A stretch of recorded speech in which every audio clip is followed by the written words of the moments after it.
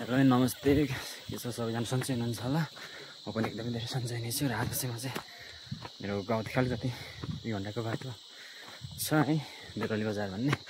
खास चाहिँ म देउराली बजार चाहिँ अलिक काम ल्याएको थिएँ, तर पनि आज मौसम अलिक राम्रो भएर थोरै देउरालीको भिडियो ठाउँ कस्तो छ तपाईँलाई देखाउँ भनेर भिडियो खिच्न अलिकति माथि आएको छु। हेर्नु है त देउराली बजार कस्तो छ भनेर। त्यो बबाल देखिरहेछ है। हाम्रो घर चाहिँ यसो माथिबाट जानुपर्छ, ट्याक्कै यो डाँडाको मुनि हो घर चाहिँ। त्यो बबाल देखिरहेछ है त। यो चाहिँ हाम्रो इलाम जिल्लाको सन्तकपुर गाउँपालिका 2 को देउराली बजार है त। यस्तो बबाल हेरेछ कि ल, देखिहाल्नु हो देउराली बजार।